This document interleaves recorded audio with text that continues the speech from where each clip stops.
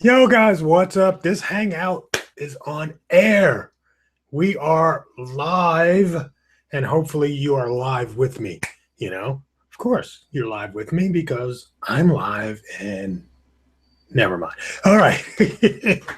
So, we are, let me go check and see if the chat's working today and make sure we got that part going because last week, we did have a little fall out with technology. So hopefully this week we won't have that issue. So I'm going to check and see. Let's see if we got any attendees yet. It hasn't updated the attendee list. So I see Mary just popped in and Wilk. So we're getting there. Wendy. Hey, Wendy. Hey, Mary. Hey, Wilk. So definitely got some folks in there. And then I'm just going to check the chat room. I'm going to say hi. And if you got questions, shoot them out. Anything over the last couple of weeks, if you've got a question and you need an answer, I will be more than happy to do that for you in the chat. Just go ahead and ask a question. I'm going to enable the chat box. And once I do that, you can do it. Cool. So I've got my chat box open. Hopefully. Hey, Kevin. What's up? What's going on in South America? I got to get down there, dude. I got to get down to South America. I keep saying that every year. However, this coming year, it's South America or China or both. I got to get to those two places. One of those. I mean, every year I want to make something happen, and that's one thing I definitely want to make happen. Donna's here. Hi, Donna. Mary. Hi, Mary. So we got all the group. The gang is here, and I know you guys are ready to hear some stuff on Facebook. I've been putting content together in my head all week, and everything's kind of cool. You did your first blog today or this week. Hooray for Mary. Great, great, great. I don't know why I'm doing that. Well, you're probably yawning too now because the yawning thing is contagious, and people don't know exactly why yawning is contagious. So Marianne's here. Yo, yo, yo. Hey, Marianne. Fantastic. I like to give, the first 5 minutes or so, I like to say hi to everybody, get a little bit conversational with them, with you guys, and just see where everybody's at and how life's treating you. Everybody doing good? Fantastic. Okay. So that's why I'm looking here and then I'm looking here. I should put my screen next to my camera a little more so I can do my videos that way. That would be good. Okay. I don't know what's up. Yesterday I was exhausted. I literally was exhausted. Came home from Chicago, had a meeting immediately. When I hit the ground, I had to run to a meeting. Then afterwards, I came home and literally it was 9 o'clock and I was in bed out. And I did not get up until 8 o'clock this morning. I slept like 11 hours. It's crazy. And now I'm yawning again. I guess that's why I'm yawning again, because I went to bed last night at 9 o'clock. I get it. All right. So at any rate, one thing that we left off with, and I said I wanted to do with you guys today, is I wanted to give you a little insight, and not just insight, but my script on how I do these interviews with people on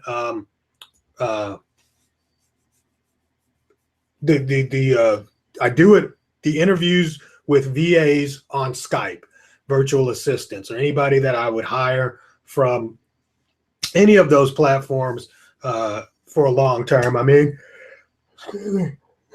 If I do Fiverr, I don't do that because you don't need to interview a Fiverr person. Pretty much you're hiring them for a job. But if you're hiring somebody, like we're talking about, maybe hiring somebody to work with you for doing the artwork or designing webs for you or writing blog posts. I've hired people for pretty much the whole gambit, because it really is about the systems. And I'm not going to go into all of that. That's for another course, building the system and making it work. But I want to go over my standard script. And this is not the script I use necessarily for hiring art people. This is a general script, and you just tweak it for your use. Okay. So let me move over. I'm going to move over to the, what do you call it? Oh no. Okay, yeah. I want to share my screen with you over here. And actually, I'm not even going to share the screen. I can just share this doc, can't I? Let's try that. All right. So you should be able to see the doc. And of course, I will make this available at the end, or not at the end, but sometime in the next few days. So here we go. So what you want to do is, when you have some people that you're interested in, and you've narrowed it down to the short list, the top players that you're interested in, then I say you should set up a interview on Skype, because that's the way most of these international virtual assistants will work and get their work, and that's where they will communicate with you. You want to make sure they at least have Skype so that they can communicate. So I do these interviews on Skype. I don't do it on the phone. I simply do it in the chat window on Skype. And you will find that several of them do not have the ability to do phone calls. They will have the ability to do the chat, and it'll be all set up, but oftentimes the phone call is beyond their scope, whether it be, having the right desktop equipment, having the headphone sets, having the cameras, all of that, and it's totally unnecessary. You should be able to do what you need done with, simple instruction. And the cool thing about doing it with a chat is that the context of what's being said is captured, and that way you can always refer back, or they can always refer back to that conversation when it comes to delivering it. All right. So first thing I will do is say, hey, how are you? We'll do a little bit of chit chat, like, what city do you live in? What Providence region, blah, blah, blah, blah, blah. Well, I'm here in the US, whatever. All right. Then you want to get into the skill set. So what kind of work have you done in the past year? Now, like I said, this is my general thing. So I would ask, if it was for the artwork, I would ask, what kind of artwork have you done for other clients in the last year? Something like that. Okay. So make it, like I said, tailor it for whatever you're hiring for. Do you have any experience doing internet research? That's what I do all the time. Again, do you have any experience designing t-shirts or making designs for t-shirts? Go ahead and ask them. What are your primary skills? What do you enjoy working on? Those things are just, setting up the environment, getting to know your possible team member and things like that. All right. So other skills, it sounds like you have some great skills. What other skills may you have? You never know. This person might be able to design t-shirts and build WordPress sites. Oh, it's like, wow, killed two birds with one stone, Now, a couple of these questions, I'm going to identify why I asked them. And remember, you're getting the overview of you're getting the whole kit and caboodle about how to hire VAs. So there's some things that are not relative or relevant to this t-shirt designing. All right. But like I asked them, in the next 5 years, what would you like to be doing? And the reason why I asked that for my VA team is because I don't want somebody that's going to be like, I'm studying right now to be a doctor. Well, good luck with the doctor thing, but you're probably not going to be a good fit with my team, because that's, letting me know where you're going, what you're trying to do is not necessarily where I'm going and what we're trying to do. And I like keeping team members on for the long haul when I'm hiring. So that's just, I'm just letting you know why these things. I'll ask them about computer and internet skills, but this is specific to the jobs that I'm hiring. 40 hours per week. I want to know if they're full-time or not. Are you, like I said, this is the question about employment in school. And when would you be able to start the job?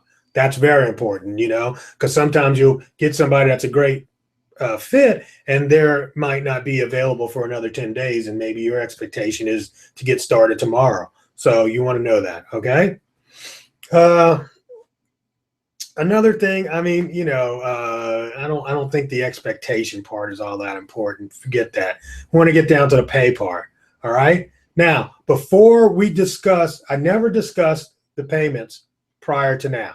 All right. I never discussed payment. Remember, I told you inside of my ad, I don't put payment specifics in there. And this is now the time that I start talking about payment. After I've gone through the interview, I will tell them, hey, you're one of 6 people or one of 5 people. I keep it around 5 or 6 people that I'm interviewing today. And when I'm done with all of them, I will notify you of the outcome. What that is doing right there is setting up, okay? It's setting up the expectation, because now they're not going to give you maybe that top tier wishful thinking price that they want, because now they understand that they're in competition with other people. You feel me? So that is not a question. That is a statement, and you should say that statement before you talk about anything else. All right. Then I go into one more area I forgot to ask about. What do you want to earn monthly, hourly, weekly, whatever it is? And then I ask them, how do you want to get paid? If you're doing it through some of the other sites, the site that we showed you the first week or the other week, last week, you don't have to ask about receiving payments because they get the payments through that site. But sometimes I deal with people and I want to make sure they got a PayPal account. So if I'm dealing with them outside of some of these sites, that'll be my questions. All right. And then we'll have the discussion a little bit about payments, but I won't even discuss it after that. I'll just take the notes. And then when I come back after all the other interviews, then we'll go into the conversation about it. All right.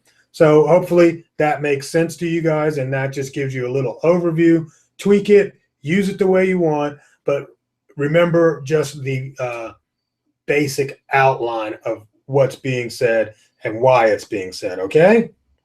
Fantastic. How do you narrow it down in the first place? Just by experience? I mean, you're gonna narrow it down first by their artwork. I mean, if you're looking at their artwork, I'm answering Wendy's question in the chat room. And if you guys have any questions about this is a good place to ask them, because we're not coming back to this at all after this. So yeah, Wendy, I mean, you narrow it down by their artwork. If you're hiring for art, there's I mean, that plus you ask them for their portfolio, and then you have specific questions that they will send to you, or specific answers they will send to you about their experience and what they do.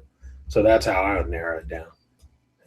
You don't have to make it too detailed, because after you see their artwork, you're pretty much going to know whether or not you want to hire these people, or at least discuss an interview. It's the same way you do any interview process. You basically are going to look at the resume, and then the resume will tell you who you want to interview. And usually there will be a few people in that resume that you process that you're like, nah, I'm not even going to be bothered with them, or they don't have enough hours charged.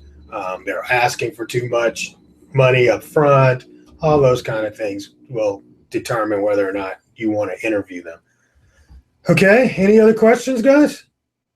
Cool. I don't see any. And so I'm going to go back and we're going to get into another screen share. And let's do it like that. Cool. All right, now you should see my Google Facebook feed. I'm going to go to my home page here. That's my home page. No specific reason for me to go there other than, I don't know. Okay. So let's get started. Look, to do advertising on Facebook, the first thing you have to have is a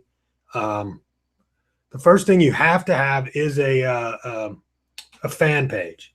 So you have to make sure you set up a fan page, because without a fan page, you cannot make ads. Okay?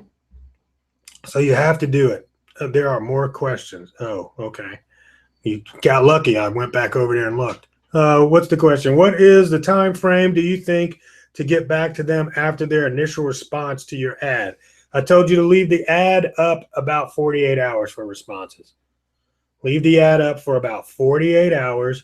Get some responses, go through, review, and then make some selections. Okay?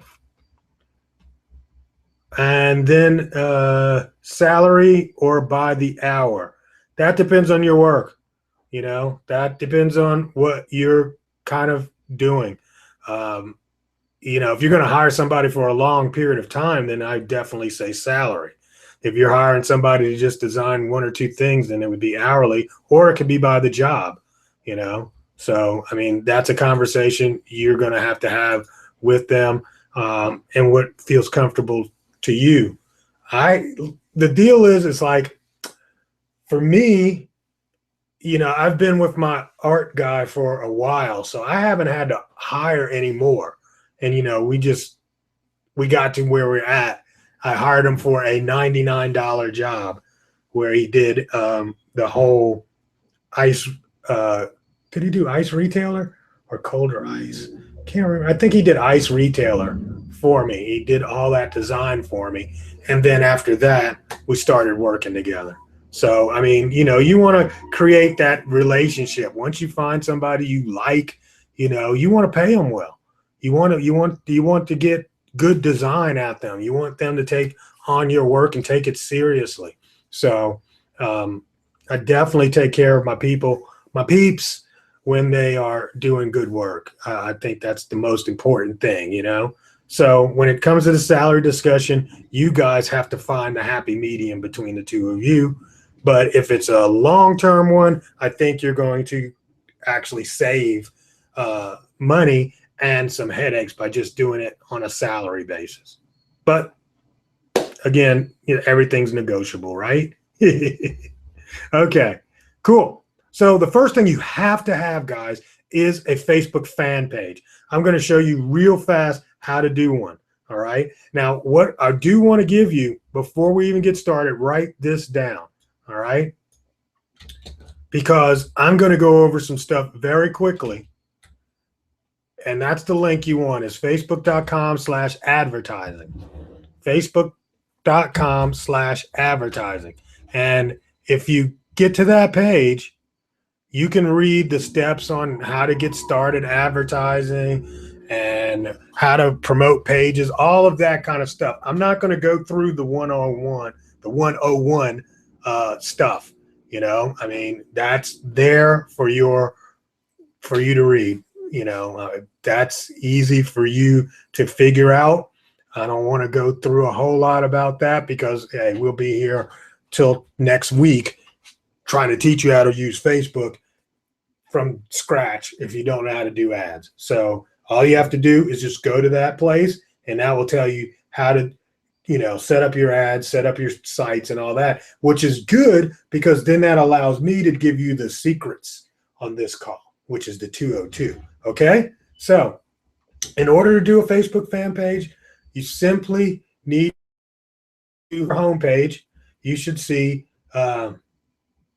this gray bar over here, and hopefully you've got a fan page set up, you know. But if not, I think under pages, ooh, that's ugly. I think under pages, you will see create page right here. All right. So that's where you create a fan page. You can have as many pages as you like. All right. Remember that. And I believe you should have at least 1 page per niche. 1 page per niche. So kind of abandon the thought at this point of saying that I'm going to have, the t-shirt, mama's t-shirts, that's that. Unless all the t-shirts are about mamas, you don't want that, right? So you want, if you're going to have t-shirts that have to deal with cars, and then you got t-shirts that are dealing with motorbikes and t-shirts that are dealing with scuba diving, then you should make a different page for each one of those. Makes sense? Okay. Now, for what we're doing, we can do brand or product. Choose a category. It's going to be, let's see.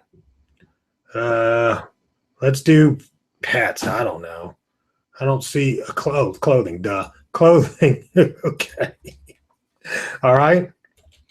So I'm going to do this, and this is Atlanta sports lovers. Right?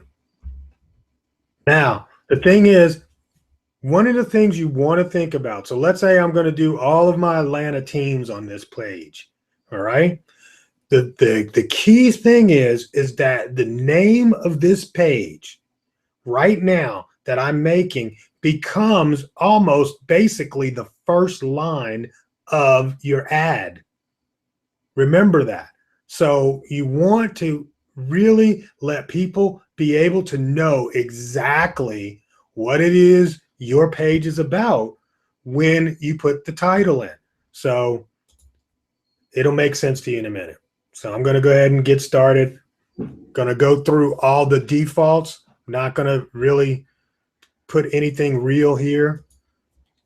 This is my page for all the shirts. Shirts. And what, apparel? Can't spell. For the Atlanta teams. All right. I don't have a website, so I'm going to save this info. All right. Profile picture. Fantastic thing, because next to the ad title is the profile picture. And I think a lot of people miss on this one is because they'll pick some, odd, awkward picture that doesn't have anything to do necessarily with the subject matter, or they'll pick a subject matter picture that's very abstract. If you pick a picture that makes sense, it will help a whole lot. So let me even just look and see if I can find an Atlanta, because you know me, I like Falcons.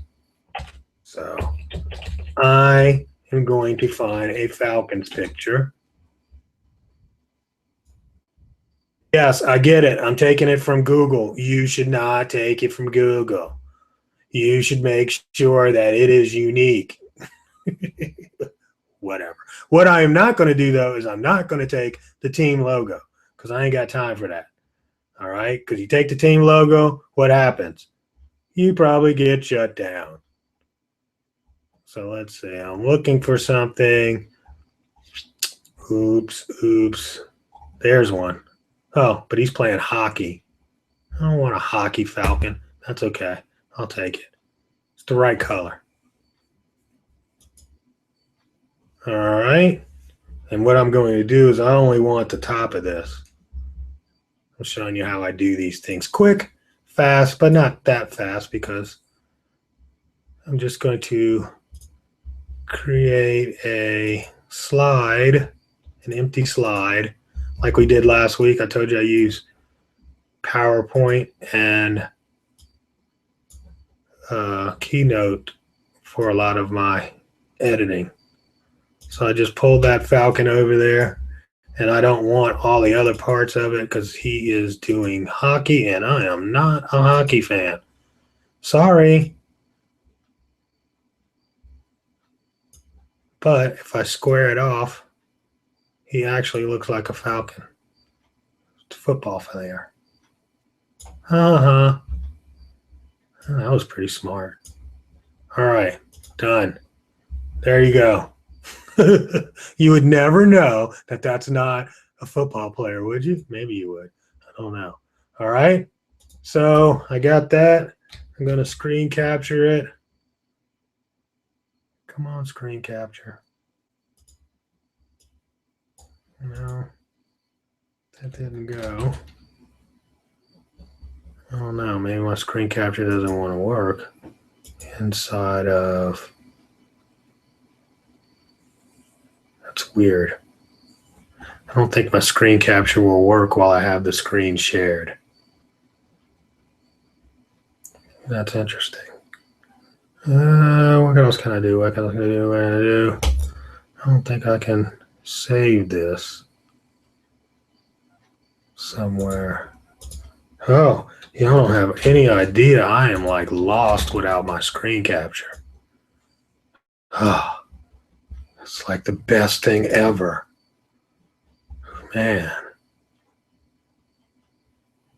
Well, you just seen how I get the actual thing, but I can't get it to copy because my screen. Let me stop it. Let me see if I stop.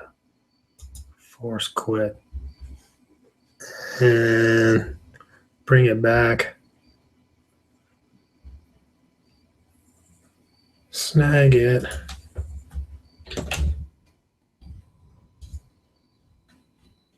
I'm just rebooting my screen capture program. I'm guessing something happened. I'm actually guessing that Google Hangouts is using the screen capture functionality to broadcast my screen sharing. If that makes sense to you guys, the tech heads, I'm sure get it. There it goes. All right. Fantab. For some reason that was out. Capture that. Bam. Now I've got it.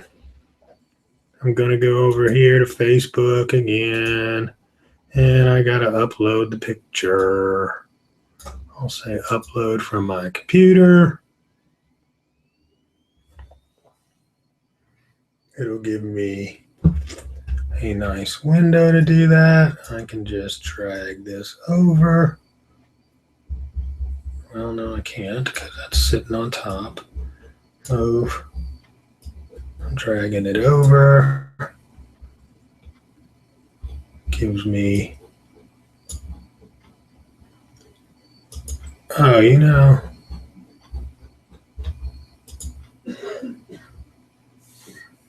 there you go. Yes, it is Derek Jeta's last game, isn't it? All right, so there's my, and I just thought of something. You guys were not seeing all that stuff I was doing in the background, were you? No, you were not. Let me turn off the screen sharing real quick. I had screen sharing limited. I'm back. Hey, I had screen sharing limited to just that one screen, and I could have had it screen sharing the entire page. So sorry about that. So basically what I did is I did a search for Falcons on Google, and that's what I was talking about. And then I found this one right here, and I took that, pulled it over into my Keynote, and I just squared it out and took the head off of that hockey player. And that's how I came up with this design that I am putting into Facebook right now as my profile picture. Okay. So that's a little ghetto, but it works. And that's the key. All right.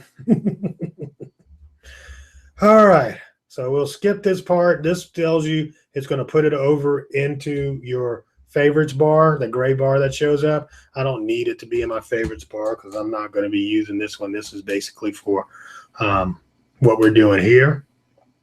All right. So I'm going to skip that part. And then it goes into reach more people, right? No, we're not going to do this. We're just not going to promote the page from here. So we're going to skip that. And now I've got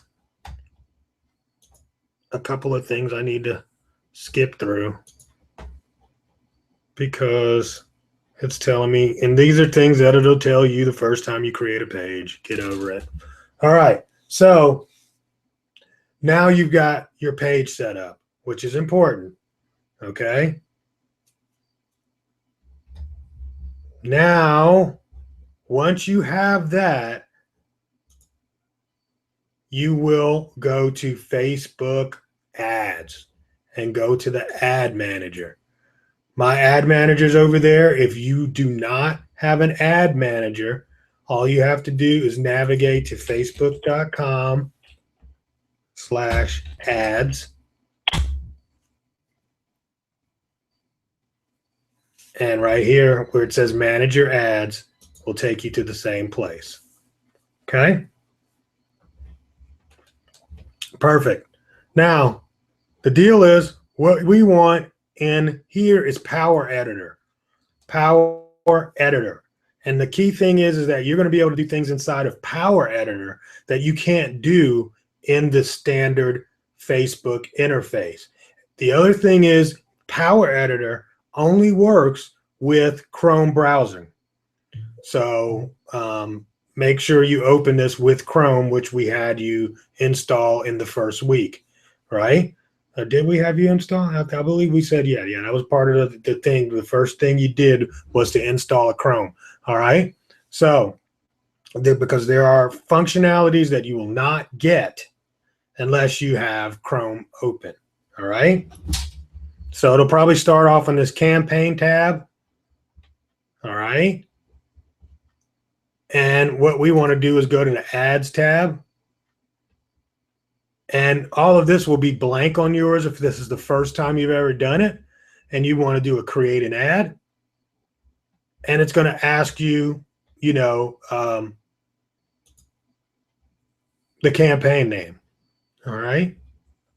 So just for right now, we're going to just do a test. All right. The campaign is going to be a test for Falcon. And all right, leave the buying type, click to website. That's what we want. Now, let me ask you guys, do any of you have a t-shirt already designed? That's a good design you really like.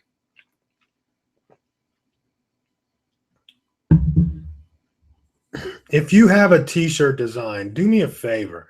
Go to your Teespring, if you're available. Go to your Teespring, find the shirt you like, and then copy the URL and put it in the chat. If you got a Teespring shirt that's pretty hot, great design, really professional looking, go ahead and do that. While I'm waiting on that, I'm going to show you a couple of other things. So now if you go inside of Facebook, when you go to your home page, you will see ads all the time, right? You will always see ads. So in your timeline, you can tell an ad because it says something like the page, and it says it's sponsored, right? This is a sponsored ad. And remember what I was talking to you about? The naming of the page and the icon or the image. This is where it shows up. See, this is the name of the page that we just created. And this is the image that we brought up. And that's why I said it's best that those things speak to the niche audience that we're trying to capture. Does that make sense? That's the first part of any ad. It's going to be the page that is promoting the ad, and the image of that page will come up in the left-hand top, corner. So that is very important for you guys. Make sure you do that, okay? Then the other part is, it's going to tell you to like the page. This is the first line of the image ad. then there's an image, then there's a title, and then there's a description.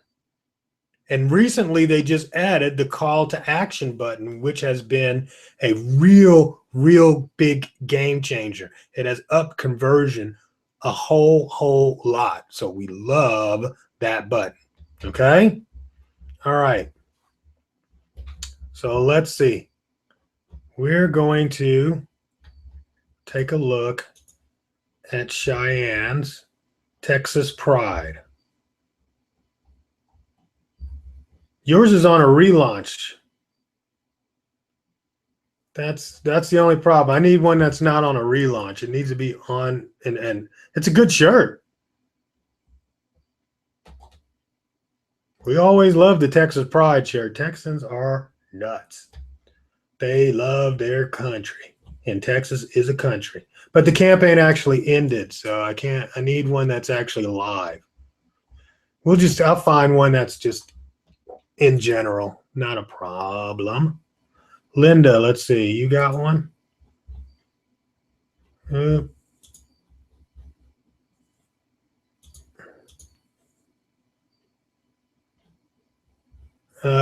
Linda, that URL you gave me, I think, is internal for you. It's not the actual landing page. Because when I get it, it just goes to the home page. I think that's an internal link because it says dashboard in front of it.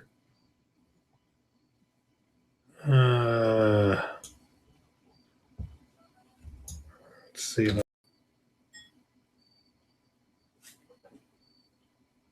I don't know. I'm going to see if there's anybody. Oh, that was crazy. That was absolutely insane. I don't know if I'm back or not. Wow. I mean, everything just simply crashed.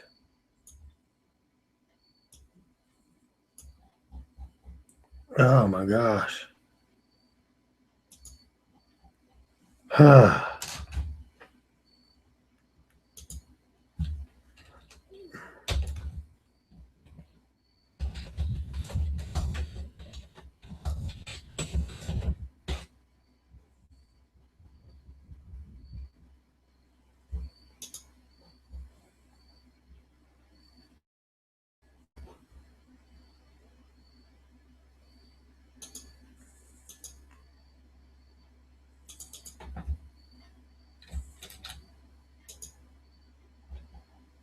I'm going to give you an alternate link, people. I don't know what happened there. Technology, man. It looks like it's trying to do it again. Oh my God. I don't know that. All right. So, man, it's back. All right. I'm back.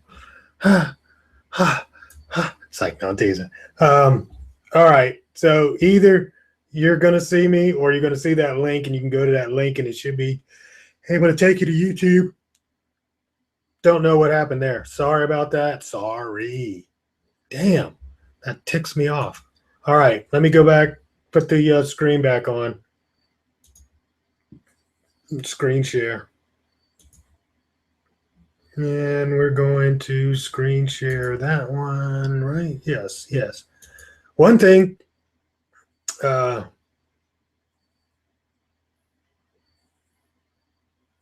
do have is I did keep the page up. So we still got that page. Oh, all right. So you know what? What I'll do is I will log in to Teespring and just get it and then create a t-shirt. Since we couldn't get one, and I don't want to even go through that again. Okay. So I'm going to create a t-shirt.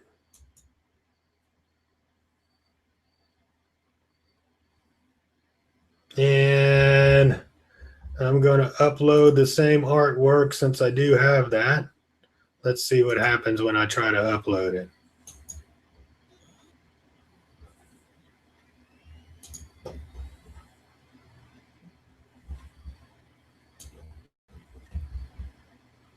You know what's funny, guys, is like when my computer does one thing crazy, then I know something's wrong, because it never goes crazy unless something's about to go wrong. You know?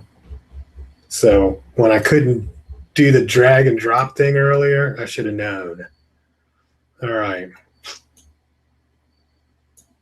So there's our Falcon tee. Yay, Falcon tee.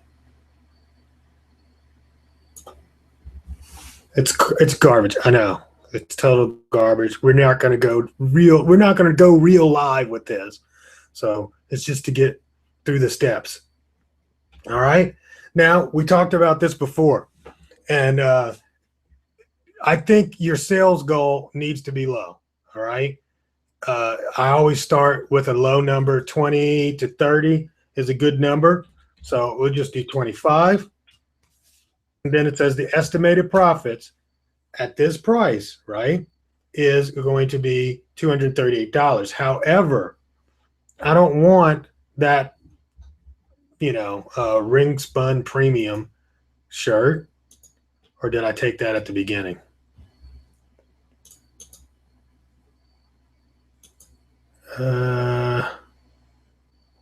Maybe I did. Let me go back to create my tee. I want the Hanes tagless tee. All right. Hanes tagless tee, basic tee is what I want. Then I'll go to the next step. 25 shirts, estimated profit on that. Price $19.95. That is shown to work best. All right. $19.95 or 19, under 20 bucks. And the reason why, especially if you're taking the Hanes, the cheaper Hanes t-shirt, is because, it's going to cost them about $4 to get it shipped, And so if you're going at $24 or $25, that's almost 30 bucks for just a regular Hanes t-shirt. That's a little too much, and you want people to come back and be happy with the purchase they made with you, as opposed to be, kind of ticked off because you overcharged them for a Hanes t-shirt. So that's what I think is best, is to keep it at around 19 bucks, makes it easy. Okay. Cool. Next. So estimated profits on this is about $200. It says 206. So this is something I want to take note of. And when you're doing multiple shirts and you get into, doing a bunch of different shirts, then this profit will really come into play. All right. Next step, I want to take one or two others. I don't want you guys to take all of these, and have like 5 and 6 different shirts. If you just take a few others, it helps. All right. A women's tee, a tank top, maybe. Actually, I like the hoodies because the hoodies give you some good profits, So 2, 3 others at most. You don't want to stack it all the way up. If you're going to do all that, then, do separate ads. Too much confusion makes a customer not buy. And that's the truth. Too much confusion confuses the customer and they don't end up buying. All right. So hit next step. I'm going to have a 10-day auction, or not auction, but campaign. This is going to be important,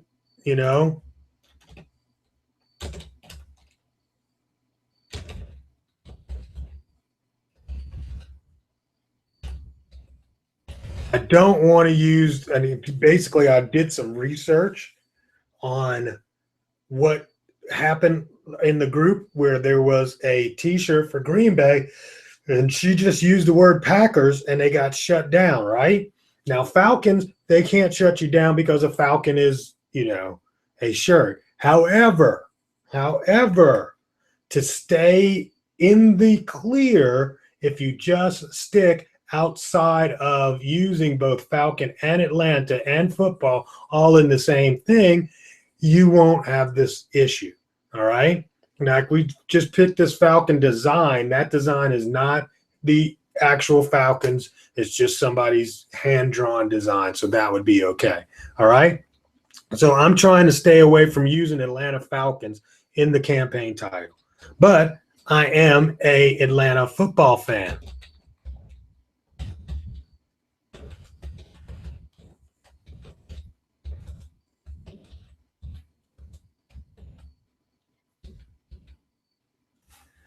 And one of the things you want to do is make that urgency. So limited edition Atlanta Falcons fan tee. You want to do some great description. I'm not going to do it here. We've gone over how to write good descriptions.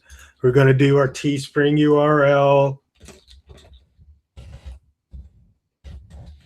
Atlanta rules. Let's see if that works. Wow, I can't believe that's available.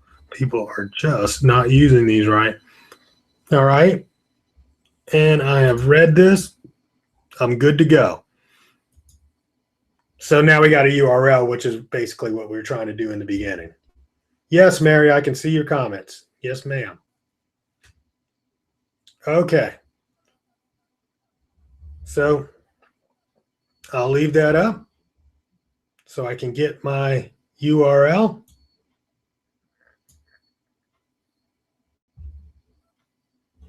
Oh, it's up here.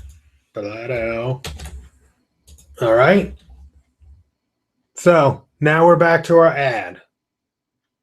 Inside of Facebook, we are inside of the Power Editor in Facebook.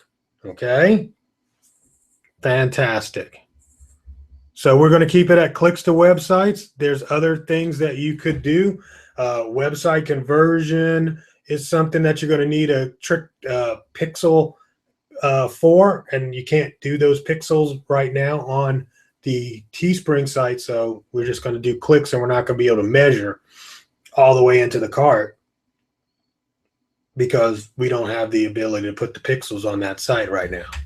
Choose an ad set for this ad. There's no ad set, so I'm going to create a new.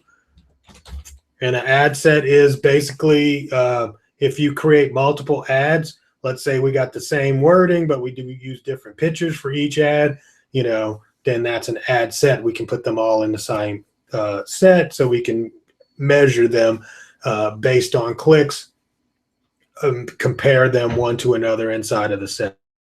So, okay. This one will be Falcon Tee. New ad name.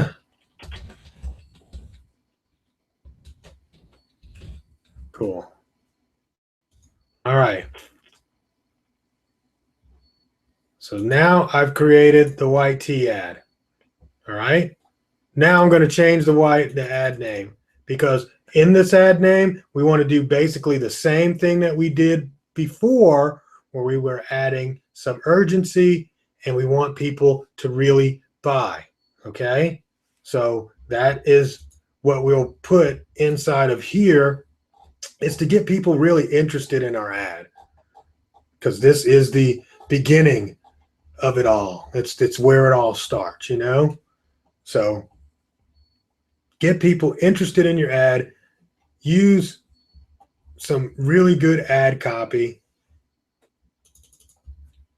And I think I kept it. No, I didn't. So my ad is limited edition Falcons fan t-shirt. Now remember, guys, we're over in Facebook now. So some of the same rules that we're applying on Teespring don't necessarily apply over here. Okay, so don't get those two mixed up. There's some liberties that I will take inside of Facebook until Facebook says no, you can't do that, right? and and Falcons, I'm not using Atlanta Falcons, but I will use the name in the ad name. Okay. The objectives, again, click to a website. We've already put the website in there. The Facebook fan page, you got to put it to the right page, and it should have our new page up here. Where is the, what do we call it? Let's see, it's been so long, I don't even remember. You know what? I got to upload changes.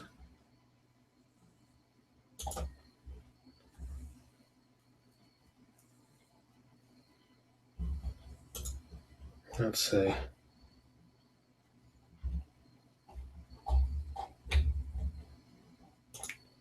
That's just me being an idiot, guys. I'm sorry.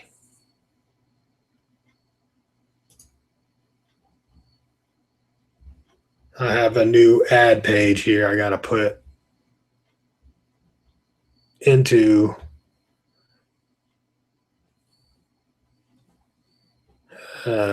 see, these are all my ad page, or these are all my Facebook fan pages, and I just created that new one, and it's not showing up in here because I haven't gone through and refresh. Let me see if I can refresh this. Let me see if I refresh the list. Will it do that? No, it won't do that.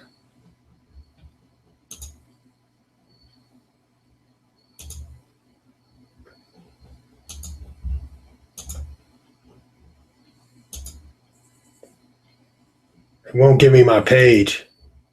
You'll get your page because you won't have like 30 pages to go through.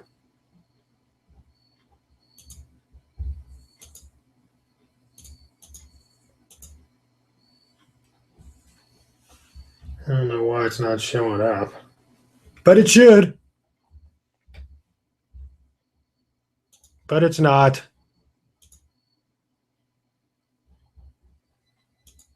Let me go back and find a different account. I think if I go with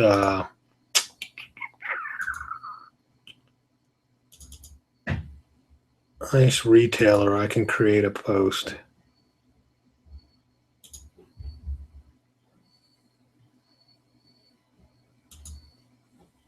Nope. Doesn't want to work either.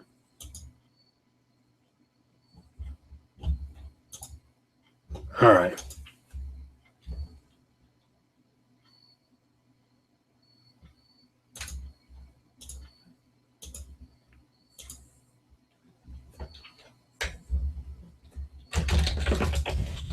Sorry, guys. Got it. I'm back. All right. There it is.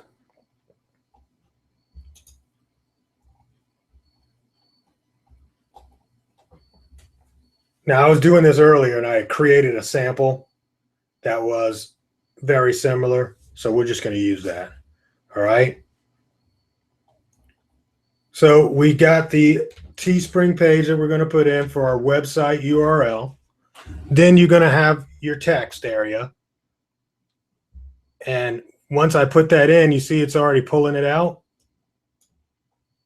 It'll pull the page picture over based on the URL. I'm doing it on this page, Hot Cars, Hot Chicks, me and a friend of mine. We're talking about creating an ad page for that. So that's what we'll just use right now. Okay? That's so crazy. I just want to make sure. Look, hey, I want to double check and make sure everybody's with me. I'm in the server 10 minutes. Maybe it takes a Facebook update to show up. It probably does, Wendy. I'm sure it does. But I don't have time to pull it down and upload it. All right. So what I was saying, the text is we have the limited edition Atlanta football fan tee, which was the title, right? Here's the text. And they're pulling this information from the ad. inside of the web page. So that is part of your ad. You got to remember that what you put inside of Teespring is also showing up over here. So my description here shows up inside of Facebook. And just keep in mind that only the first line actually shows up. So that first line has to be some good call to action stuff. This is the title of your tee or the title of our page, right? That shows up there on Facebook here. And then the description shows up here. After that, we can add our own information. And remember, like I was telling you, the first part of that ad is based on the Facebook fan page that we use. Had we had the Atlanta fan page like we wanted to, it would have made a little bit more sense. I'm just seeing if there's another one. But if I change it to Ice Retailer, you see the difference? Okay. And now that's the one I'm normally looking for. This is by default, the Teespring ad. It puts this wood background on it. That's the default. All right. My suggestion is that if you can create your own, if you're comfortable enough creating your own picture, then I think that's something that really, really helps. And when I do a picture like that, here, I'll just show you a quick way. Well, everything today is not necessarily the quickest, but putting an ad together from your tees can actually help. So here's the image of one tee. And like I said, I'm doing this quick. It's quick, dirty. And then I'll do the image from the woman's tee. Come on. All right.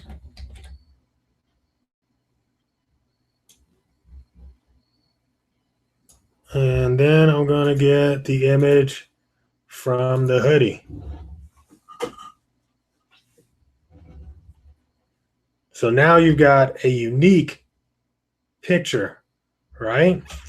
And yes, I know those Facebook things are on there.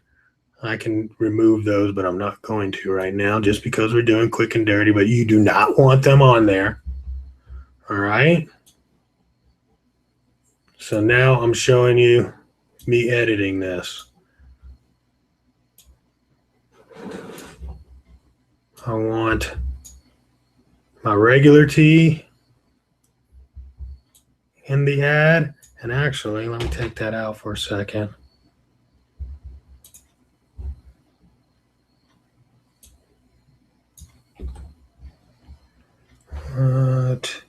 Control out.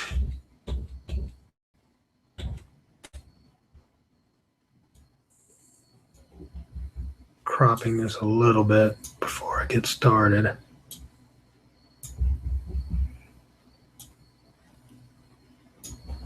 All right. Now I'll add the regular tee as the middle, and then add this. Yeah, that's what I want to do.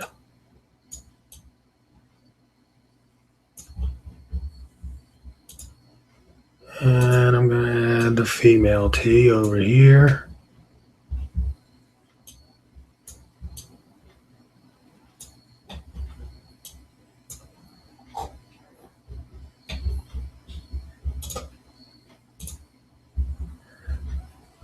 All right.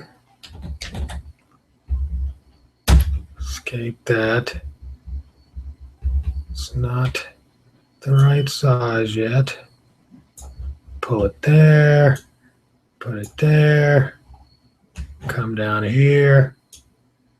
You're watching me edit like crazy. Done. All right. That is going to be my new picture. So I'm just going to show you if I do select an image, I can upload an image, and I will upload the image I just created.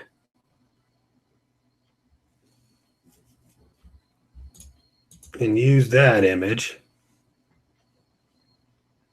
instead of the one with the background. I have found conversion wise that doing a ad in this totally just copy me, copy me, do it just like that, and you will see conversion rates get higher. All right. So now it's like limited edition Atlanta football tees. I can change that. Where's that? Oh, that's over there. Limited edition Atlanta.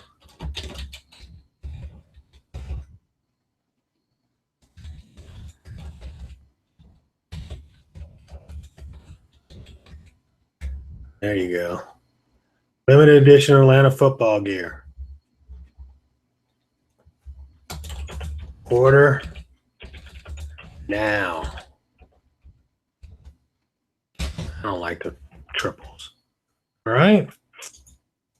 Link description. This is for news feeds only. If you desire to do it on phones, or if you do it in the right-hand column, it's not going to be shown. This is only in the news feed. And when you're creating these ads, my suggestion is that you only show it inside of the news feed anyway. All right. By default, they will have it placing in all these other places. I just take that off. I don't want it in there. I just want the desktop news feed, because that's where people really click and get engaged with content like this. All right. Now, yes, there's a lot of things that you can do in the right-hand column. I don't believe selling T-shirts is necessarily the fastest way to make money on the right-hand side. Okay. All right. So let me see. Let's see. No, we're not seeing it. Didn't see editing either. You did not see me edit. Well, I just kind of copied the 4 shirts. I don't know why you didn't see me edit. Oh, I know why. It's not doing the desktop again. You are screen sharing, and I am screen sharing just the center screen and not the entire screen. Okay. Wow. Now you see the whole screen. So I copied, and I'm using Snagit again. I made a copy of all 3 T-shirts. All right. So I had the main T-shirt, which is the one here in the center. And once I created it and edited it the way I wanted, all I did was take the women's T-shirt, dragged it over, put it in the right-hand side over here, and took the hoodie, dragged it up, and put it in the left-hand side up here. And that made it the way I wanted it. Like I said, there were these little Facebook things, which normally I would have gotten rid of, but I was doing it just quick and dirty to give you an idea of how it works. All right. So you could do the same thing. I did those inside of my Snagit tool, but you could do the same thing inside of Keynote if you wanted to, or inside of PowerPoint. If I had a new slide, get a blank page here. I'm going to drag this over. I know you're not seeing me drag right now because it's in another window. Hold on. I'm going to drag all 3 of these over. Delete that, delete that. Make this just one shirt. Delete.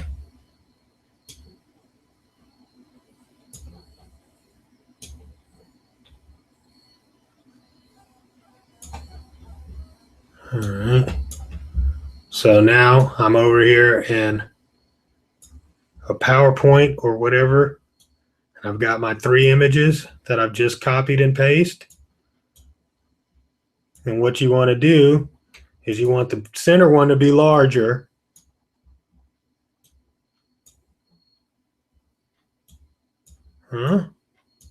And then have these other smaller ones to the side.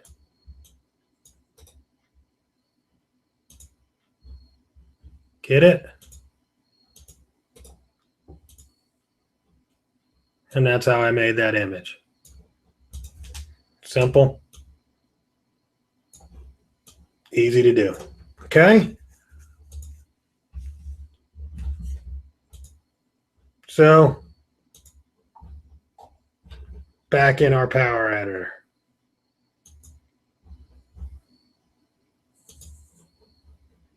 You got it. Everybody cool? You got any questions? Go ahead, ask me questions. I'm sorry. I haven't taken a break because I was troubleshooting the entire time. It's ridiculous. Okay. What is the advantage of using conversion pixels? I see you can do them on Teespring now. The advantage of using a conversion pixel is you can see all the way to purchase, whether or not you can track clicks all the way to the purchase. All right. That's the convenience of using a pixel. A pixel gets installed into Teespring, and then you can see if your ad is converting all the way into the cart. Normally, you would only be able to get to see the clicks, but when you put the pixel installed, you get it all the way into the cart. All right. Let's see. So that was that. What does the ad cost, or how do you avoid paying for clicks with no purchase? You can't avoid paying for click. You're paying for clicks. That's just, this is pay per click. You know, you can't avoid paying for a click because you're buying clicks. It's your job to make sure that your advertising is clear enough so that they understand what they're clicking on. So that's how you avoid paying for clicks that don't convert, right? So that's one of the reasons why I said at the beginning that when they added the call to action buttons, it was so great because that reduced the amount of false clicks. Because now when you use this button, and I'll show you which button to use, we're going to use the Shop Now button. So you, under call to action, right now it has no button, and then you just say Shop Now. That Shop Now button lets people know that when they click, they're going over to shop for an item as opposed to just finding out more information or liking a page, signing up. That's the beauty of having that button now, and it keeps the click through rates better. I mean, you're going to pay for some clicks that just don't convert. I mean, only a percentage of clicks will convert. Okay. Let's see. I saw something that said your ad failed to load or something like that as you were looking for that new page. Okay. Cool. All right. I think we got it. Okay. Cool. All right. So I think everybody's with me still. You're still with me. I appreciate you guys. You're great. You're a great audience. All right. So description, like I said, it only works in a news feed. This is the description area.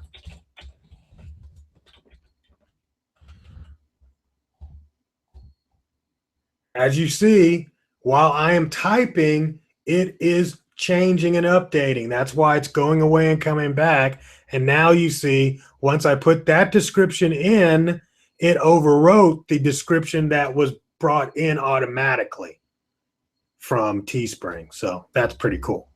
All right. Headline. Headline is right here. So let's change that. This is the headline area. All right, you see it's updating again. and now it's taken away the the automatic stuff that it brought in from Teespring, and I'm able to overwrite that with my own copy. And my suggestion here is that you do something that has a call to action in it, but you do not put the price. Don't put the price in the headline area. The headline area is limited to, let's see, I don't remember how many, it doesn't go long. Let's see. Yeah, I think it was like 80 characters or something, but it's similar to Facebook, to, yeah, it goes a little bit longer in here.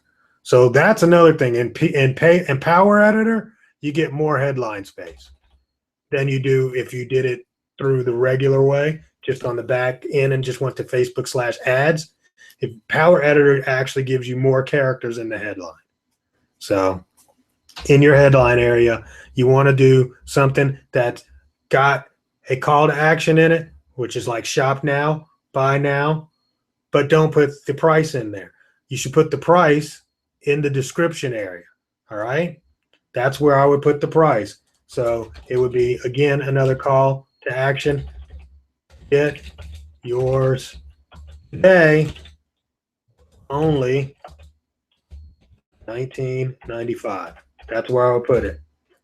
And that's going to reduce your click-throughs on people that are not looking to purchase. Again, that's why I put it there. I don't put it there in the title, because what happens is if you put it up here, people can get scared away immediately, just because, oh, it's something to buy, and they just move on. Okay. So you want them to read the description, and then when they're reading the description, they can see your pricing. Okay. So what's going to happen now is it says sometimes ads are pay per click, but also pay per image. That's what I meant. I don't know about pay per image. I'm not familiar with that. These are pay per clicks. They're going to show up inside of, oh, you're talking about display ads. I don't use display. Yes, they're called impressions. Yeah. Pay per impression. I don't use pay per impression. I want clicks. Pay per impression are used for other things. There are times when I do use that, but I don't use that on my Teespring ads. All right. I don't want an impression. I want a click. So I know what you're talking about now. Got it. All right. So let's look at just some of the things that we've talked about writing on our ads. All right. You don't want it to totally feel like an advertisement. You want it to feel like you're, sharing some great news. So part of the great news is that it's a limited opportunity. If you're doing something, let's say the Falcons, they just, beat the hell out of, their, I want to say Miami, not Miami, Tampa Bay last week, something like that, man, slam Tampa Bay to ground. Get your t-shirt now. Those kind of things. All right. That gets people interactive into it. They feel like they're being, they feel like you're sharing something with them. That's the key. They feel like you're sharing something with them, not just selling them something. Okay. So that all of that kind of just goes into your wording, your appearance. You just want to do that. Got it? Fantastic. We've created our ad. Now, the most important thing, man. All right. The most important thing, like I said, was to take off and make sure we only do the desktop news feed. Now, once I create my ad, I want to talk to you guys about the audience. So we created the ad in the creative. Now we're going over into the audience. All right. Now, there are things called custom audiences and excluded audiences. Excluded audiences are people you don't want to put in. Custom audience are people that you might want to put in. I don't use these very much on Teespring. I use them on a lot of other ads. If I'm dealing with let's say my eBay customers, and I just want to retarget ads to them, then I can use custom audiences for that. That's what a custom audience is. It is where you can use,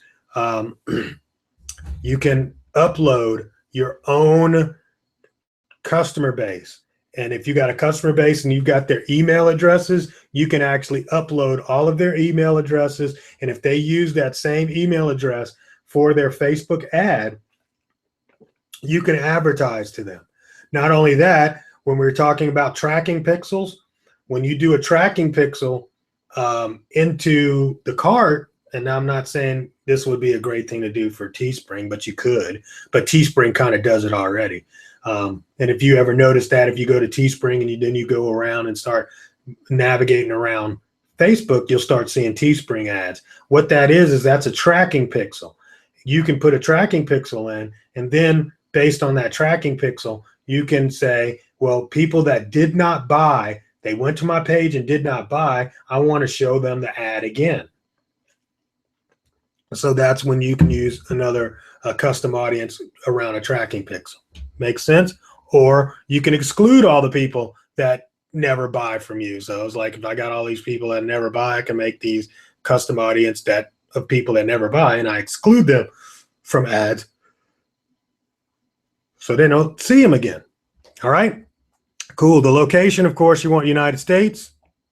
If you want to do something local, which, you know, there's a lot of cool ways to do this. And this is another one I found while doing the Green Bay research, is that they didn't like, you know, Packers inside of Green Bay. It was something very weird about, but I saw that there were other ads that said Florida, you know, Packers, right? So it'd say something like, this Florida country is Packerland, you know? So it's like, then they would advertise those directly to people that lived in Florida that were Packer fans. You know, they created a custom audience and they created a custom shirt, and they let those ads run on Teespring, you know? But if you were targeting general, it wouldn't let it run. I don't know why, but that's something I did notice. So what you can also do is when you're doing shirts, regional shirts, like we've talked about, you know, how, you know, a Las Vegas shirt versus a Miami shirt versus a, you know, a New York shirt, cities, you can target people directly in their city, state, or just a zip code area.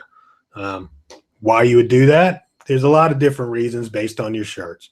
But just know that there's this kind of flexibility. Your ad age, I think you need to have at least 18 and up. Okay. The reason why I say 18 and up is simply because people under 18 usually don't have a credit card. I mean, if you're doing something for kids, you know, then fantastic. But we're just talking about who we're going to show this ad to. And I think it just helps, you know, targeting a little bit better. If you just, you know, 18 and up, I think you pay for a lot of clicks that you don't need. If you're doing, you know, if nothing else, guys, you know, if nothing else, if you're going to ever do separate campaigns for separate people, then definitely separate on gender, you know. And if I was separating on gender, you could move the woman's shirt over here into the middle, you know, and then the regular tee on the right would be the man's shirt. And that will give you some really good data and good information, because you might be showing a shirt that is totally female based to a male audience that will never purchase it, or only purchase it rarely for, you know, gifts. So that's a good opportunity when you just separate those two. All right. Languages, I don't see the purpose. There are more demographics.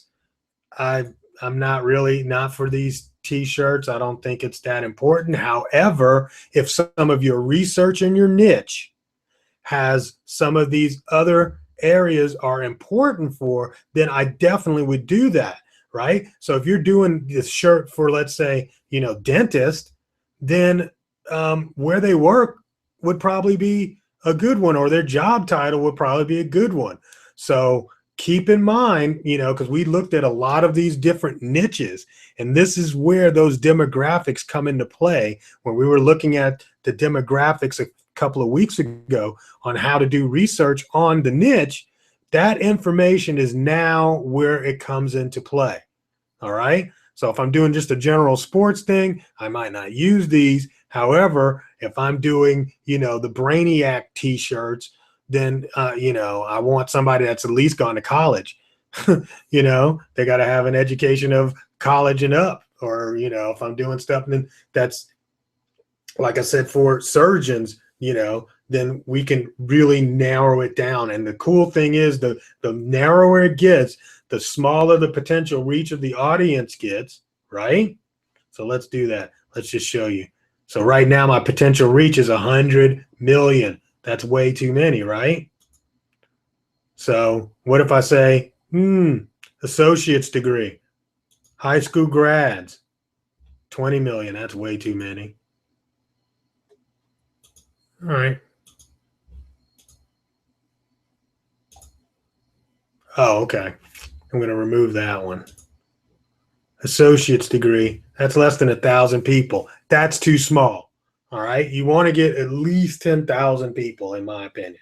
Between 10 to 50,000, fantastic. This is a little bit too low. So if it's too low, then add some more demographics. Again, okay, because I know we've had some issues with people that have gotten really, really narrow. I know, Kevin, you got really, really narrow on some of your stuff. If you find that when we do these demographics and you're hitting all the numbers and you're only getting 5, 6, 8,000 people, go for it. The reason why is because you've already done the homework. You're hitting that niche, and that niche just happens to be that size, which that's, again, fantastic because it's going to cost you less money than it would for somebody that's pushing it out to 100 million people. All right. So I'm dealing with the Falcon shirt. I'm going to say, dude, I don't want all the United States. I only want the Atlanta people. So now I put the Atlanta city here. I removed this because I was just doing that for show. And that 108 million is now down to 1.3 million. Still pretty high. Still pretty high. All right. So let's see. Go in here. We've gone past the other demographics. Now we're going into interest. What is the interest that I want? We want an interest of Atlanta. Let's see if there's an Atlanta Falcons. Oh, there are. Now I'm really niching it out. Do you feel the difference, guys? I am starting to find the people who are going to be interested in the Atlanta Falcons shirt. So what I did is I found the people in Atlanta. I found people that were 18 years and older, and they were interested in the Atlanta Falcons. Now that makes more sense. All right. You can put other times when you use, let's say, if you decide, and this is just off topic a little bit, but let's say you've got a website of your own, you want to advertise to your people on that website, right? You'll upload your audience. However, when you upload that audience, you might want to narrow it down to just those kind of people that will buy the actual item from your store. You see what I'm saying? So if you got men's items and women's items, but this week you're advertising the women's item and then the women's shoe item, then you want to find the people that are on that list and hit the target demographic, not just the whole list. This is the beauty of Facebook and why I love Facebook advertising. Is there any questions right now? I'm going to do a 5-minute stop.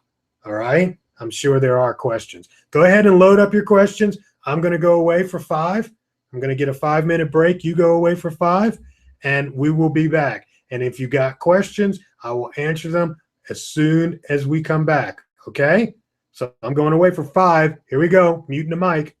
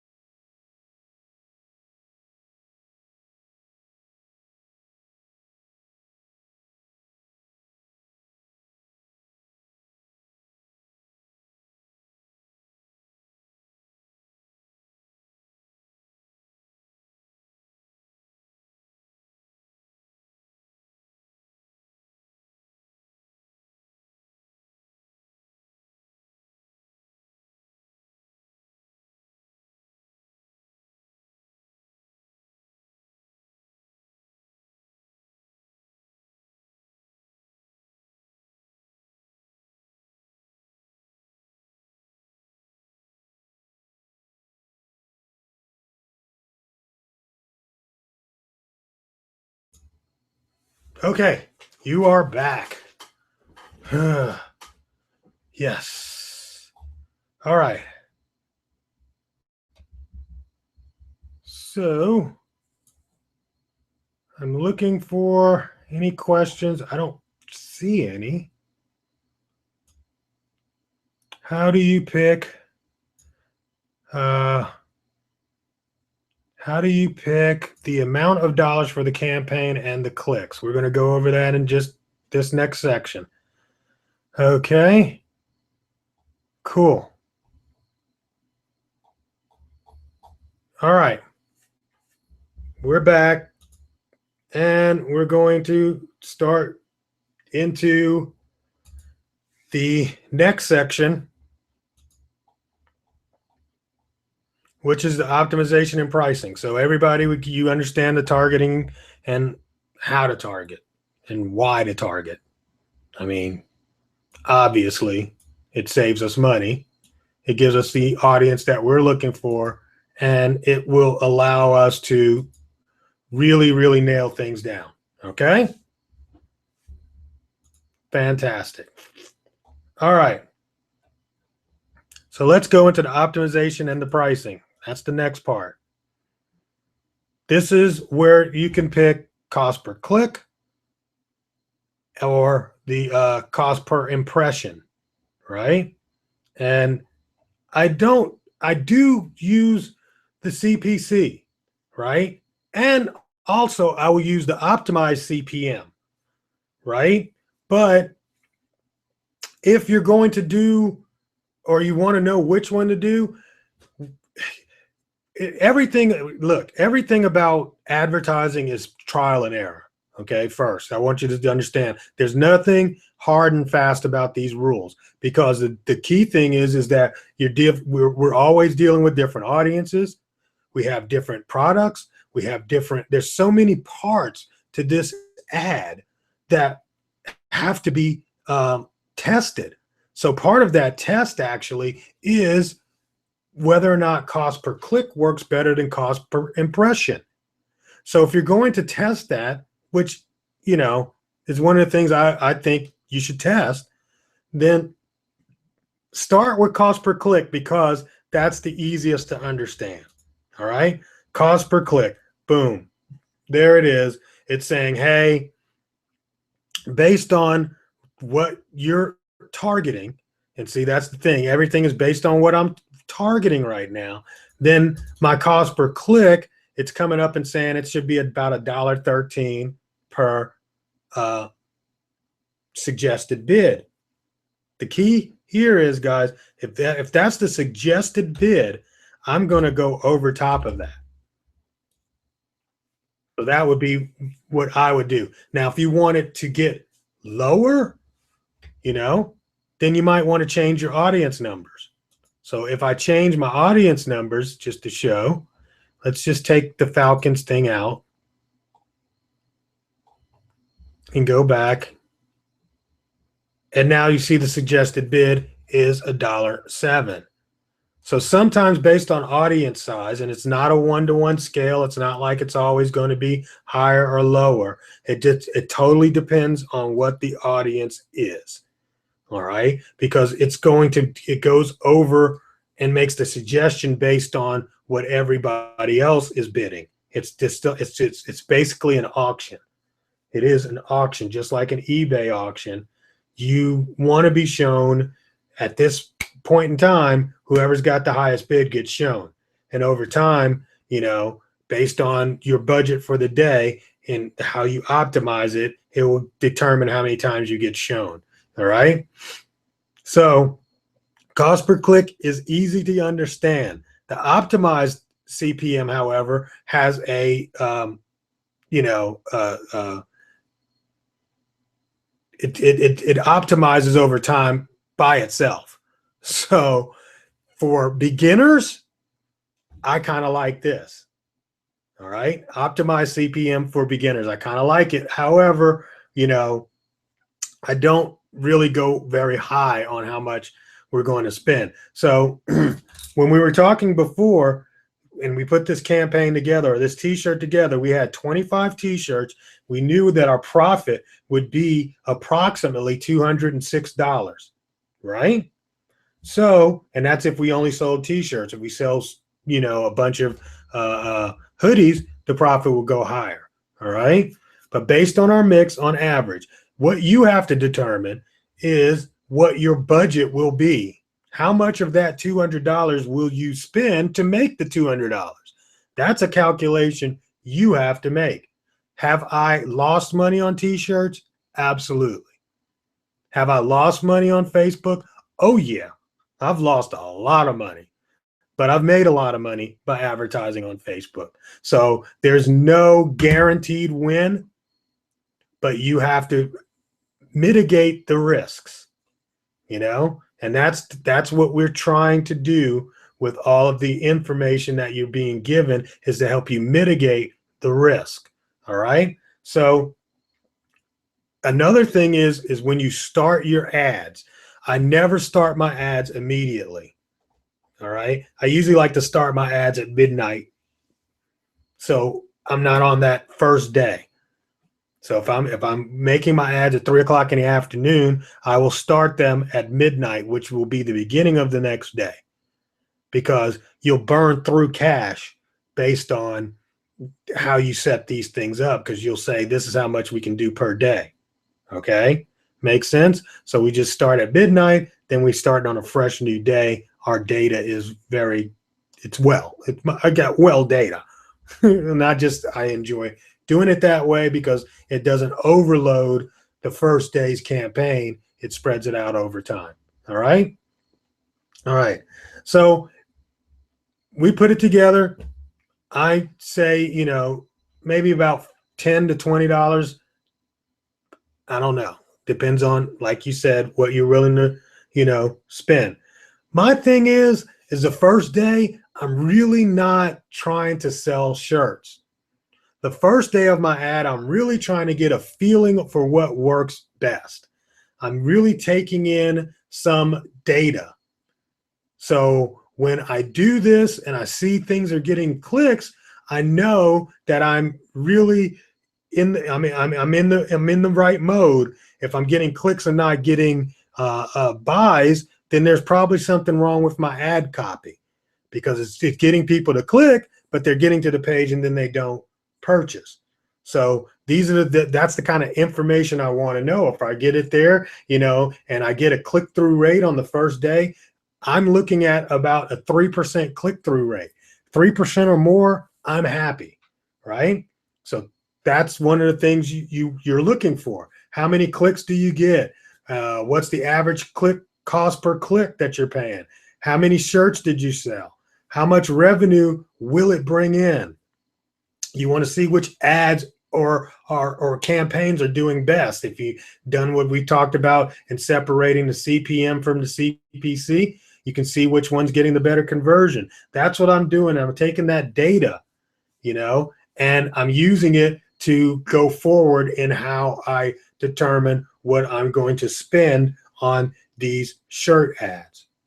Now, I know that totally has got to be the area where you've got the most questions, because we're talking about money here, right? So if you got some, hit me with it. I'm going to go back and look. Am I overthinking it? But wouldn't football sports be something to check in interest? Absolutely. I mean, I'm not putting this together in real time. I would do a whole lot more than I'm doing. I'm just showing you the ad parts, Marianne. Just showing the ad parts. Okay. So you overthink it when you're doing your own campaign. Absolutely. Because you really want to narrow it down. You want to figure out who are the people that we're trying to target. Okay. So no, you're not overthinking it. It's just, I'm going through this in a, faster manner than I normally would if I was dealing with a specific item.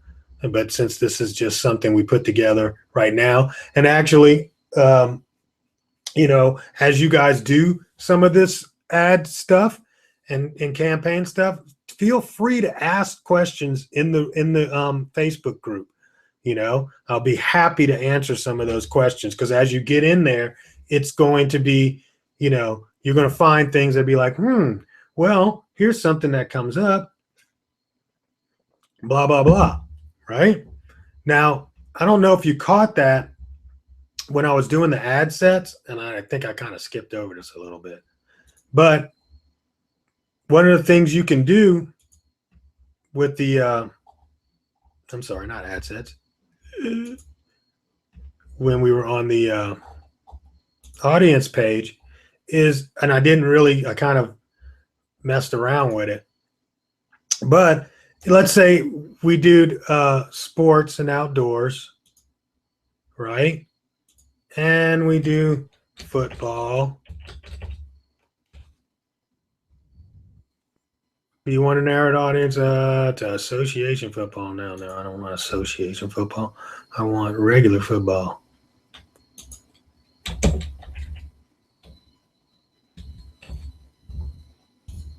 Okay.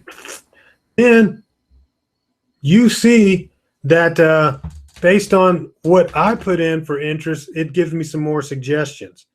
Be careful about taking all the suggestions, because it's Facebook's job almost to broaden your audience, because the bigger the audience, the more possibility you have for your ad having to be shown, so don't get over into it with adding suggested interest. But the other thing I wanted to show is that you can actually target. Let's see if I can do this right.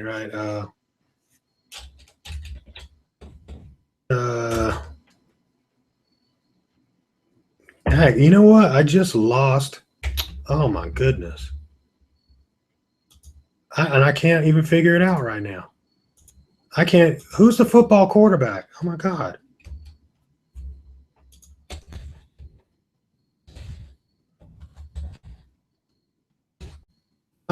This is horrible. Matt Ryan. Crap. I mean, I'm just, all I can hear is Matt, and I can't hear Ryan. So let's see if he's got a page. See?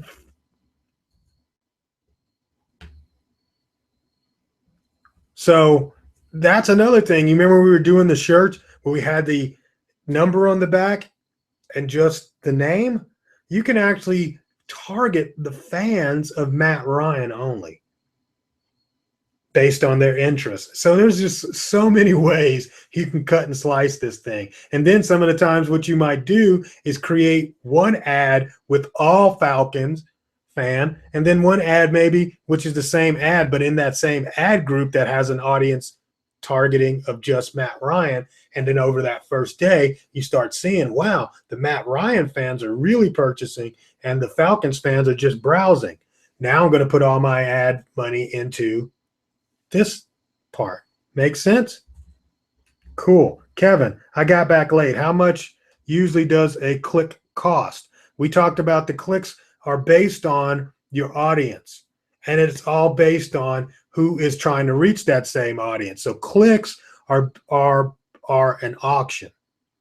Clicks are an auction, and they are not fixed pricing necessarily. They are a broad price because it's based on who's bidding on that spot to be shown at the time and how big the audience is, So it fluctuates. If I've got a huge audience and I'm the only person trying to reach that audience, then my bid click rate is going to be very low. If it's a huge audience, like right now I'm running ads for our conference. Well, I'm trying to hit an audience of small business owners. That's a big audience. Not only is it a big audience, though, it's also an audience that a lot of advertisers are trying to reach. So that's going to drive the price of the bids for cost per click up, or the bids for cost per impression up. So it depends on the audience that you're trying to reach and who else is trying to reach that same audience. Hope that helps, Kevin. Is there a rule of thumb of how much you spend on advertising dollars versus cost of goods? Yes, there is a rule of thumb. I will honestly, and I'm not bullshitting you, I will spend. Let me ask you this question. If I tell you, for every dollar you give me, I give you $1.01 back. How many dollars would you give me? Well, I hope your answer is until I run out of dollars. See, because I can make $1 million 1 penny at a time. So the deal is there are campaigns that will run very close, to the ad profit, but it's still a profit. I don't look, I'll do 50 shirts sold to make $50. I'll do it. Yeah, I made $1 on every shirt because I put that money back into the advertising. I get it, but that's what I'm talking about, scaling up. See, because now I got this shirt and I know I'm going to have to sell 50 of, or I can sell 50 of these shirts and I can make $1 on every shirt. How many of those shirts will I sell? Well, enough to make $1 million. So you just you gotta understand the numbers. It's all inside of the numbers. And it's totally a numbers game. It's totally a numbers game, and I use tools like, just a nice spreadsheet to keep track of where I'm at. This campaign's doing this campaign's doing that. And of course, I'm a VA guy, so I hire virtual assistants to help me with this business, So you gotta know all your costs and all your profits. And you got to stay profitable. Some of my shirts don't make any money. Some shirts lose money. That's a lesson for me to learn that shirt we don't need to be dealing with, right? Until we find that hit. So, but I'm at that level now where I can play around a little bit more, get in there, get the feel for it, make some money, but you have to reinvest. You got to reinvest part of your profits. You're not going to pull out that whole $205 unless you've got a built-in audience that's already knowing about your ads or your product, and you don't have to advertise to them. This is why we pay marketplaces. We pay marketplaces this money, to handle the advertising for us. But the problem is that it's very limited. You don't control how often you're seen to your audience. With this way, you actually control how often you get seen to your audience, and it is scalable. So that's what I love about this. Commercial message, 2 minutes. Yep. Is there a rule of thumb? So I think I just answered that. So that's cool. Brenda, how can we tell how many others are selling to know if it's a worthy campaign or narrow the audience more? I'm not totally, can you give me a little bit deeper? How many others are selling? I don't understand what you mean. How many other whats are selling? So give me that, Brenda. I'm answering your question, but do that. And then Kevin, makes sense. Depends on the demand, supply and demand. Absolutely. It's totally supply and demand, bro. But Brenda, I'm not really understand how we can tell how many others are selling to know if it's a worthy campaign or narrow the audience more. I'm a little confused.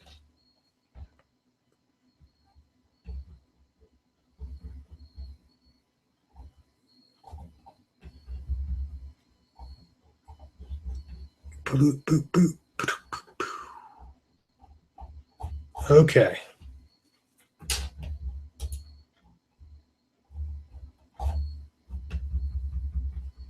Perfect.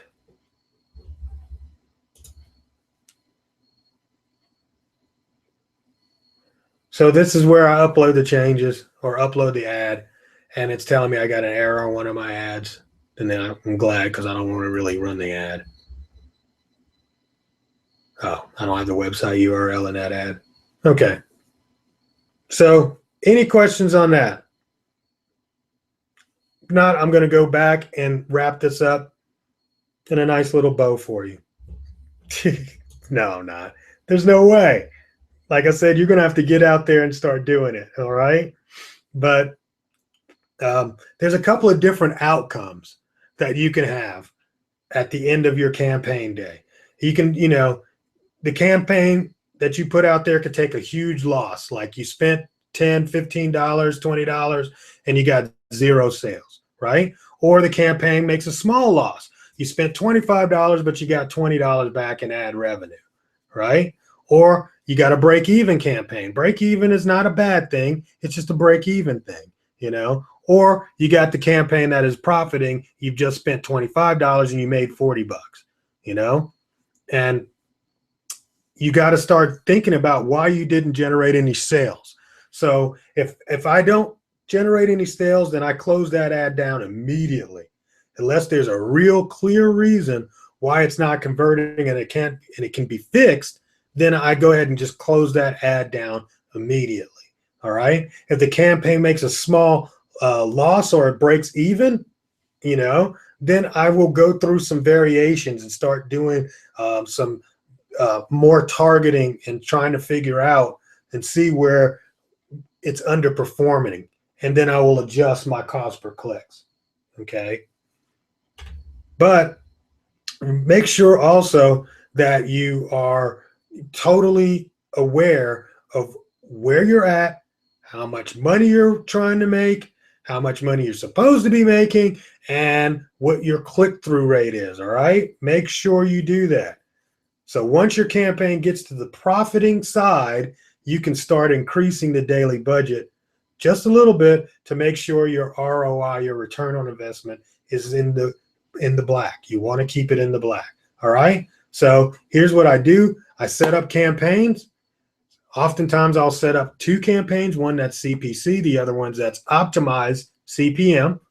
All right. I'll set a daily budget on both of them.